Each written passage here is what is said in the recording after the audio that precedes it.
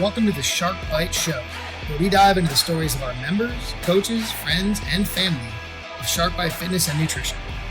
All right, let's roll.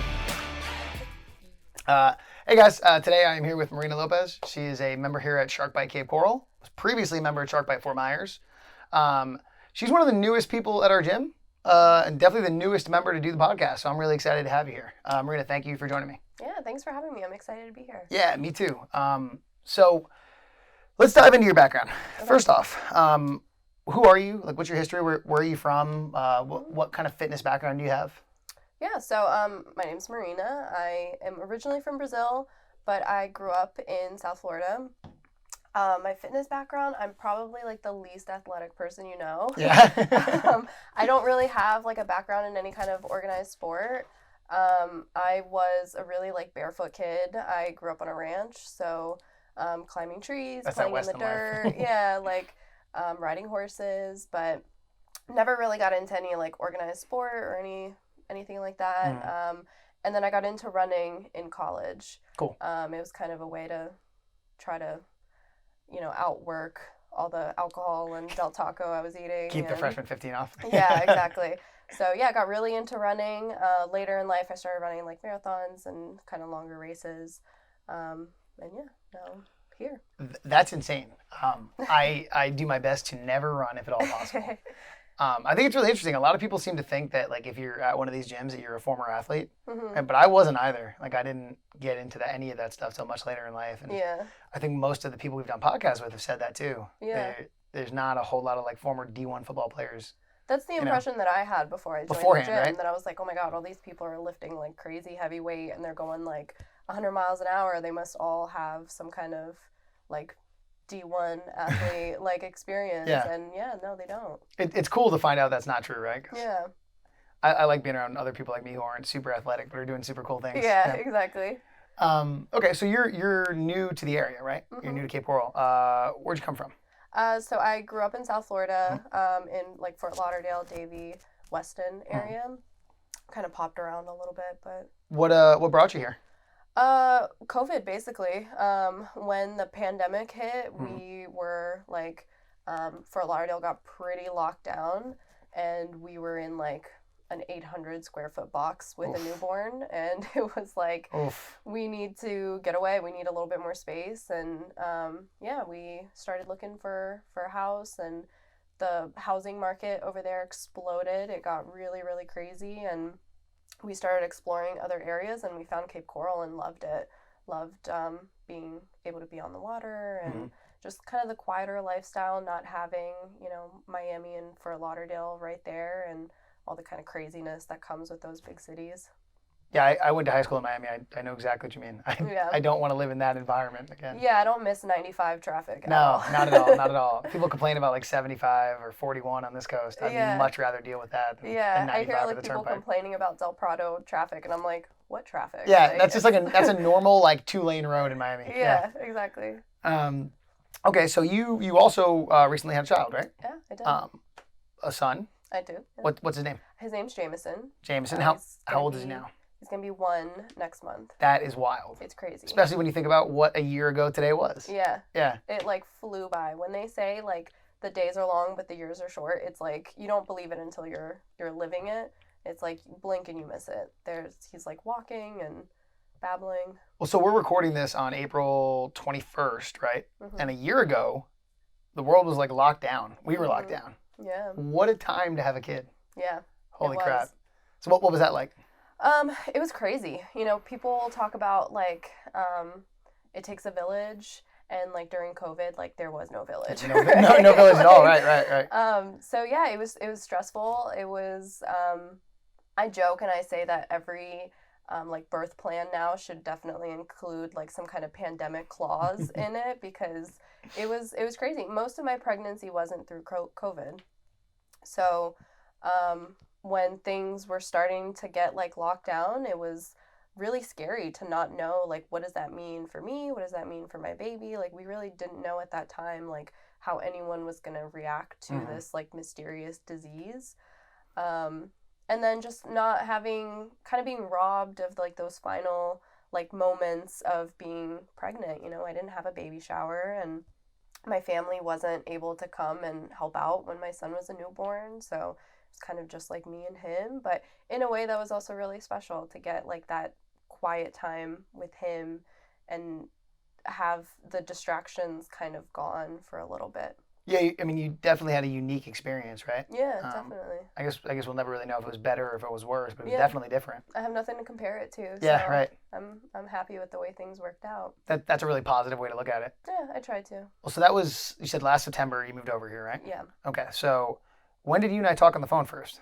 October. October, okay. Wow. Yeah. So Marina was one of our first ever graduates of Diapers and Dumbbells. Uh-huh. For anyone who doesn't know what I'm talking about, we run a program to help women in postpartum get back into like a fitness lifestyle, get some community and camaraderie. What was that like for you? It was great. Shout out to Coach Sue over in Shout out Sue. Yeah. It was awesome, honestly. So like I mentioned before, like I was really big into running. I found out I was pregnant when I was training for a marathon. Oof. And I went from running 10, 12 miles a day to just being the most inactive person ever for like 5 months because I was really sick. And so after I gave birth, it was kind of like, all right, I'm going to jump right back into it. And I like very quickly realized like, this is not the same body. I'm not the same person. I need to like kind of scale it back a little bit. And I love the Dumbbells and Diapers program because it was so like holistic. Like when I talked to you on the phone, there wasn't this like, you're going to lose all this weight and you're going to get your pre-baby body back. Like there was none of that. It was like, okay, well, what are your goals? And this is what we do. Does that kind of mesh with you? I think a lot of times when we're talking about like postpartum fitness, there's like just this intense focus on like weight loss. And it's kind of jarring, right? Because like throughout your entire pregnancy, you're kind of like congratulated for growing and people are so excited. Oh my God, your baby bump, and like, can I touch your belly? And then you give birth and it's like, okay, like, let's get that pre-baby body back. You got to snap back, and you like can look up exercises on YouTube and it's all like how to lose 30 pounds in a month. And it's like, okay, but like, what about the other aspects of like health and fitness when you're a new mom? I mean, there's a lot that goes into it. Your like core strength, your like pelvic floor that no one wants to say. Remember, that's like exactly what we talked about on the phone. Yeah, it's like this dirty little word. Yeah. Like, but it's like all these things are like part of the bigger picture of like postpartum health, and you can lose all that pregnancy weight and still have a lot of pain and have pelvic floor dysfunction and struggle with other aspects of your health. Yeah, that's like a problem in the entire like fitness and health industry, right? Is like there's not a whole lot of plans and programs, and honestly a lot of gyms who are focused on like making your life better. They're just focused on making you lose weight. Yeah. And like what you're hitting on is exactly the truth, and that's not the best way to feel better, Yeah. Like if that's part of what you want to do, then cool. Yeah. A gym or a fitness plan should help you do that. But I know that when Sue and I sat down and talked about it, and then previously Coach Christie here at Cape, when we talked about it, we were very specific about that. It's like we're not going to just try to get a bunch of new moms in here and try to get them to like shred the fat, Like if they do that, great. But it's how can we get them back to feeling a little bit like normal life again, Yeah. And it's almost like shame-based when you're just talking about like your physical body and like this focus on like your pre-baby body back. It's like, that doesn't exist. Like, I'm not going to ever have a pre-baby body again. I have a baby now. Like, it's just not the same. And I would rather encourage people to appreciate that. Your body goes through these like crazy transformations for 9 months, and you shouldn't be expected to feel like the only acceptable like body that you can exist in is the one that was pre-transformation. That just doesn't make sense. Well, because that's a really good point, right? You're never going to have a pre-baby body again. That's not a thing that exists. Exactly. That's pre-tattoos. It's not real. You're not going to go back there. Yeah, there's no way to like erase that experience now. And I had a lot of pain after I had my son. And I didn't realize that a lot of that was because my core strength was just like shot. I went into my 6-week checkup with my doctor, And I asked her, like, you know, am I clear to go back to working out? And she, you know, I told her I run a lot, you know, is that going to be okay? And she was like, yeah, don't worry about it. No one explained to me, like, your muscles separated when your belly grew a lot. And if you don't work to tighten that core again, it could have like really serious problems with like organs prolapsing. You can have, you know, like a lot of pain like I had. So I was really, really thankful for Dumbbells and Diapers for not just focusing on like losing weight, but focusing on like, all right, let's look at all the aspects that make up your health and your well-being, and let's focus on those things. Yeah, and I think I don't think it's anyone's fault necessarily, but a lot of people have never been taught that, you know? Mm-hmm. So there are problems that would happen 3, 5, 10 years after someone gives birth that could have been fixed in 3 weeks if it had happened earlier. Yeah. You know, like you said, just strengthening your core, strengthening your pelvic floor a little bit. Yeah. Just following a smart graduated plan earlier Mm-hmm. would lead to a much happier downstream. Yeah. So common situation that new moms will deal with is like postpartum, you know, depression or stress or anxiety. Is that something you struggled with at all? Yeah, it was. With COVID, especially, postpartum anxiety played like a really huge, like all-consuming part of my life for those first like 3-4 months. And that was something that Dumbbells and Diapers, like introducing community back into my life, was really important in helping that for me. I touched a little bit on like, we just didn't know how like COVID was going to affect moms, babies, like anyone. So there was a lot of fear there, and there wasn't a lot of help in the beginning for me. Our original plan was like my family was going to come down and help out a little bit, and then my in-laws were going to come down, and it was like we're all going to take turns helping me out. And with COVID, like that just wasn't a possibility anymore. So yeah, I struggled a little bit with postpartum anxiety, and I think the conversation around postpartum depression has thankfully gotten a lot better in recent years. It's a little bit more like out in the open, but it's still not where like it needs to be. When I went into my like checkup at the doctor's, there was like a screening. There was like a little questionnaire for postpartum depression, and it was, you know, so you just check off some boxes, and none of those boxes applied to me, but that doesn't mean that I wasn't struggling. Right. And, you know, the questions were like, do you feel supported? And it's like, yeah, I feel supported as much as I can. Not as much as I would like. Do you feel that you're going to hurt your baby? It's like, no, I would never hurt my baby, but I feel like my baby's going to get hurt in other ways. And I worry about that a lot. So with Dumbbells and Diapers and just being around other moms, and all of our babies were around the same age, and getting to, you know, just be like, have someone that has that shared experience of becoming a new mom during unprecedented times, you know? And yeah, it was really cool to get to have that experience, and that community really helped kind of settle some of those anxieties. And it was also really cool to see our babies like interacting with other babies, because they had never done that before. Right, yeah. At what point had they gotten to meet any others, right? Because of how the world was at that point. Yeah, I wonder if he was like, oh my God, there are other ones like me. I never thought about that till right now. That's probably the first other babies he'd seen, right? Yeah, I remember he crawled over to one of the other babies and he started like touching his hair. And I was just like, oh my God, other than like us and the cat, like I wonder if he thought that he was, you know, not like anything, there wasn't any other of like him in the world. That's such a wild idea to me. I've never thought about that till right now. Yeah. Holy crap. That's a really cool thing about becoming a parent, is that you start to see the world through their eyes, and they're experiencing everything for the first time. So it's like really cool to see the way that they are like interacting with the world around them, and how they're like learning on the fly like that. So like I think that that camaraderie and community thing you were talking about, like I think that's probably the best thing that fitness does for you, right? Just personally, and everyone is welcome to have whatever their beliefs are on that. But I know, like, coming from my military background and speaking to a lot of people in different experiences now through this podcast and through the No Sweat intros we do, and then just the years of being in the gym, like we're communal creatures, you know? Even if you feel like you're an introvert or you don't really like talking to people, just the feeling of knowing you have others who care about you, I feel like that's probably the most important thing that we can be getting out of this. And I think this last year really showed what happens when you're not getting that. Yeah. You know? Oh yeah. And when you're only getting it virtually too, it's totally different. I mean, we've all done our best with like Zoom birthday parties and stuff, but there's nothing like being face to face with people and having a conversation and being like, "How are you doing?" You know.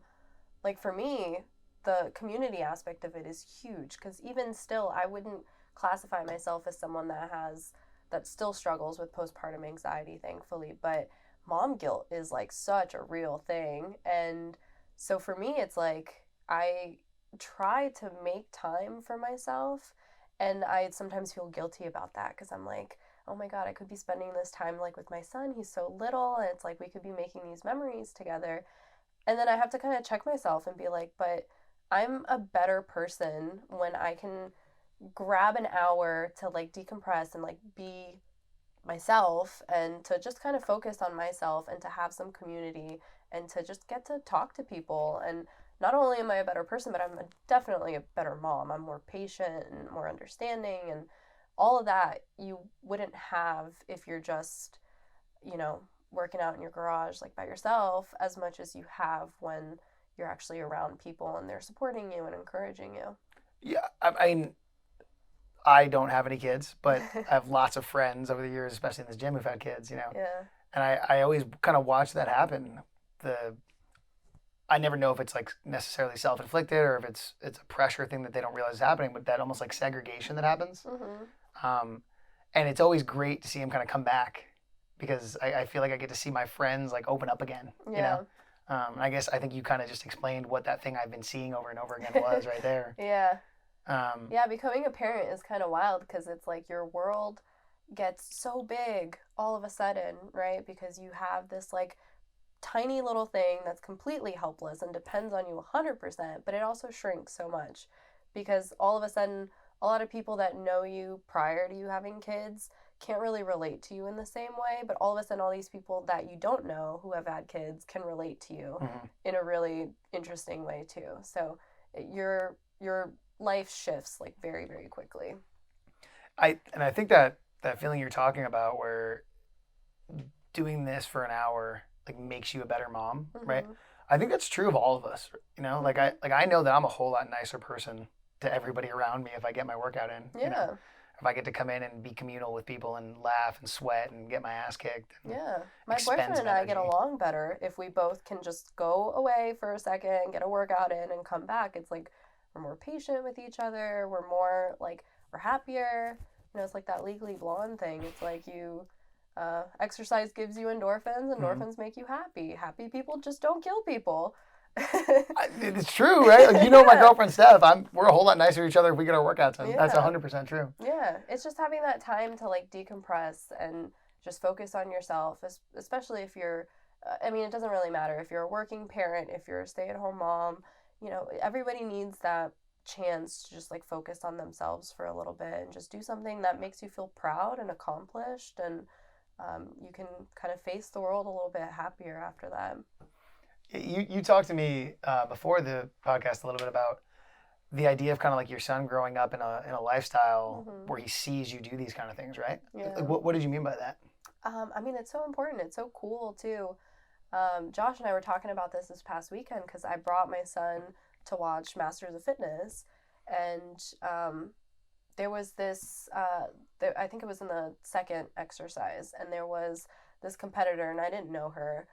She was from a different gym, and she was really trying her hardest, and she was struggling to like power clean the weight, and she maybe gave it like 2 or 3 tries, and the entire gym was just like waiting, you know, and just watching and just like cheering her on.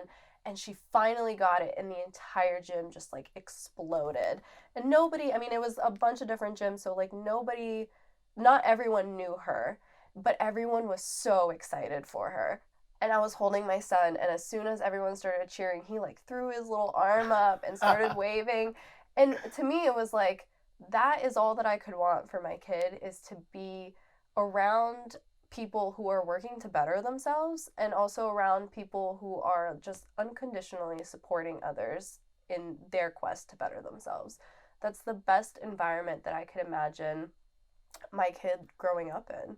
And it's so important. And he, bringing him to dumbbells and diapers, he was around other babies, but he was also seeing mom working out. And I would hope that, he was a little like potato at that point, so he probably didn't, register. But I hope that throughout his life that he can see that example that mom and dad prioritize feeling good about themselves and bettering themselves, not just for their physical appearance, but just for their overall well-being. I think that's awesome. I think that's a great mentality to have, especially starting so young. Mm-hmm. For him to grow up his entire life with that would be fantastic. Yeah, they're little sponges. They pick up things like really, really quickly. And in the beginning, you don't realize that like they really are soaking everything in. And eventually they get to a point where they start, putting it back out there. So yeah, definitely I want him to see that from really early on, and to hopefully become the kind of person that will see someone and cheer them on even if he doesn't know them. That's cool. I hope so too. That's awesome. So you finished the Diapers and Dumbbells program. For anyone who doesn't know what we're talking about, that's a 12-week program, right? We did 3 times a week. What kind of stuff did you do in that? So we, I don't know the entire programming, but from my experience, the beginning of it was a lot of like core and pelvic floor stuff. So we did a lot of like dead bugs and bird dogs and stuff that is really important that I wouldn't have done if it wasn't for that program. I think for myself, like I'm the kind of person who, if it doesn't get my heart rate through the roof, and if I'm not sore the next day or breaking a sweat while I'm doing it, I don't think of it as like a big workout, and I just don't want to do it. And a lot of like the fitness stuff that will get you back to a point where you can start working out again when you're postpartum is slow, controlled movements. And I saw just an immediate improvement from doing that stuff. So I'm really glad that, Sue was telling me to do all that stuff, because I wouldn't have done it. Pulling the reins back right over and over again. Yeah. Exactly. And then towards the end of the program, it was a little bit more of almost like the intro course, where we're starting to demo like the lifts and starting with lower weight stuff and seeing, getting us ready to kind of graduate into a real weightlifting and CrossFit type program. That concept you were talking about of doing those things that are like lower heart rate movements or lower strength movements, we call that mechanics, consistency, intensity, right? So we learn the mechanics, we can consistently repeat those mechanics correctly, and then we can add the intensity. And it's cool because you're almost kind of like a test case. You don't know this, I know this, of us kind of introducing a longer onboarding program, right? Because you got 12 weeks of beginners instead of 2 weeks of beginners, And I think you probably wouldn't say this, I can say this, your improvement has been pretty damn drastic, especially in the last month or two, right? Yeah. And I think a lot of that is because you were, whether you liked it or not, forced to hit those mechanics a lot, know, and then to really be able to consistently repeat those mechanics before we introduced intensity. Yeah. So you switched from the Fort Myers gym, which is where we'd been doing Diapers and Dumbbells, over here to the Cape Coral gym. I think it was like the next week, right? Yeah. Yeah.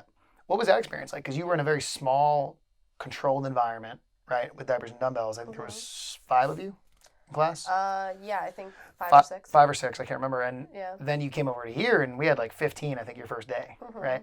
So what was that like? What was the change in world for that? Yeah, it was interesting. I remember like the first class, like being on SugarWOD and like looking up the workout and being like, okay, I'm gonna Google how to do this and make sure that like I know. And I was super nervous like before coming in, because I didn't know anyone and I didn't even know the coaches.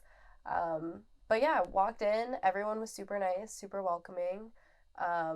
It was a different type of class, obviously, but it was, the basic outline of it was the same. We did the warm-up, we talked about what we were going to do. Are there any questions? Let's do some run through the workout with some moderate weights to see how we're doing, and then get after it. And it was a pretty smooth transition once I got over that like little fear of like, oh my god, I don't know anyone and I don't know what I'm doing. But yeah, it's like you said, it's crazy how quick the improvements came. And it's funny that you mentioned that about like the mechanics and stuff, because in running, there's a specific running program where you're focused on frequency, duration, and then intensity. So it's kind of similar where you're focused on like just get out and run as often as possible. And then once you got that down, okay, now try to extend it a little bit more and do it a little bit longer. And then after you got that down, then, okay, now let's kick up the intensity a little bit. Yeah, that makes a lot of sense to me, right? Because if you go out for a 5-mile run at a 7-minute mile pace on your first run, it's not gonna benefit you. You're gonna burn out. Yeah, right. That's cool. I didn't know that.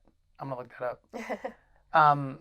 So a couple months into this version of it now, you're in Shark by Cape Coral, the functional fitness classes we do here. How often are you running now? It's definitely not as often as I was running before. Yeah. Yeah, it was just surprising to me because I went from being a person that ran, 40 to 50 miles a week to maybe 10 now, and that's over 3 maybe runs a week. So yeah, it's definitely less, but I think there are like seasons in life, and maybe this is a season in my life where I'm just really enjoying getting stronger. And you see a lot of improvement in CrossFit like really quickly. It was wild to me to see, like, at the beginning I was really struggling with one weight, and then like 3 weeks later that weight was like nothing. It felt comfortable, right? Yeah. How much has your running dropped off? Good amount. Yeah. Good amount. I wouldn't say pace has dropped at all, but just like frequency. It's hard to find the time, especially with the little one. It's always been difficult to find the time. Running is really demanding of your time. If you're running, 6 miles one day, you're looking at being out there for an hour, and versus CrossFit where you're out here for an hour, but you feel like you're getting like the works, like you leave and you're like, oh my God, that was the hardest workout ever. Versus running, it's like if you run for an hour, it's like, okay, well, that was good, but it doesn't leave me on the floor. I remember in the Army I ran a lot, right? Especially my first couple of years until I found CrossFit. And a big part of that was just like everybody had taught me, all of my superiors had taught me, like, this is how you get fit. You run, you do push-ups, you do sit-ups. You repeat that over and over and over again. That's it. You want to get more fit, you run more. Yeah. You want to get more fit, you run faster, and that's it. And I remember that would take 2.5 hours sometimes, of the amount of time they wanted us to run. And then I found CrossFit, and I was like, I can be done in 30 minutes, and I can get better and feel stronger and do all these things. Yeah. And I remember I had this really big fear that, like, it sounds crazy for me to say this now because I hate running, but I was comparably hate running. I was really scared, like, I wouldn't be as fast as I used to be, or I wouldn't be able to run like I used to be. And then I had to go do a 5K at one point, and I don't think I'd run more than 2 miles in a year. Yeah. And I was fine. And I remember thinking, like, oh my God, this fitness plan is so much better because I am not out there for 3 hours a day. Yeah. And I was totally fine to run this again. Yeah. You don't see improvements in running as fast as you do in CrossFit. I'll tell you that much. I was a runner for 10 years, and my pace maybe improved a minute over 10 years. Yeah. It's just really hard. You're working really hard to shave off maybe 5 seconds off your mile.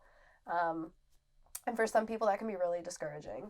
Running in general is a mental game. Your mind is going to give up way before your body does. And I think that's a skill that I've carried over into CrossFit, is just being able to push yourself to just keep going when everything is telling you, no, you should stop.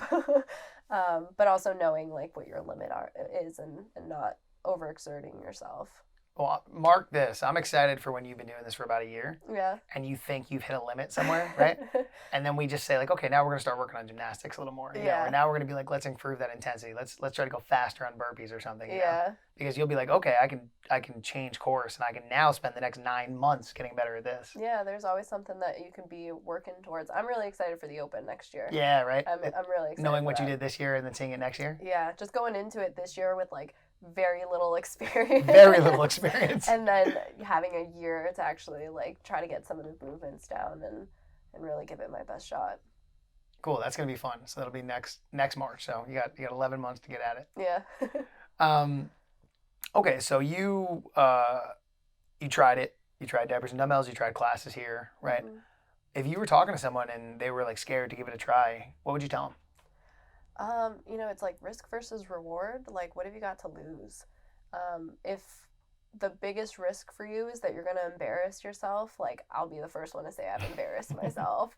But that's okay, because no one here is going to judge you for that. And what I love about this community is, like, every single person out there wants to see you do better, not just the coaches. It's like everyone in class. I've had people who are, you know, doing their own thing. Maybe it's open gym and they're like doing a totally separate workout, but they'll come up to me and be like, hey, can I give you a little pointer and like maybe try doing this differently? And there have been so many workouts where, you know, other athletes are like just cheering you on and just want to see you like lift that weight and get some more weight on there. And it's an incredibly encouraging community, and that's the reward.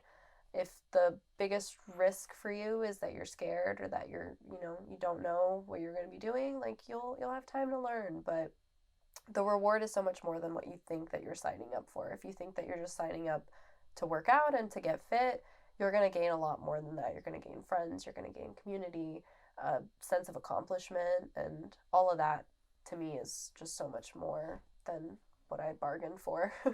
That's awesome. I think if you could think of a way of like how I would love to describe what we do, it's exactly that. Like just giving you so much more than you bargained for. That's cool. Yeah. Awesome. Marina, is there anything else you want to bring up? No, I've had a great time. Thank you so much Dude, thank you for doing this. Seriously. You were so new at the gym. I'm amazed that you had the confidence to do this. So thank you. Yeah. Cool. Awesome, dude. All right. Thanks for hanging out with us today on the Shark Bite Show. If you'd like to get a hold of us, you can find us on Facebook or Instagram at Shark Bite Fitness and Nutrition, or on our website at sharkbitefitness.com. If you'd like to find out more about our guests, their information will be in the show notes. If you'd like to talk to us about getting more fit, feel free to schedule a free no sweat intro at one of our locations in Cape Coral, Fort Myers, or Naples, Florida.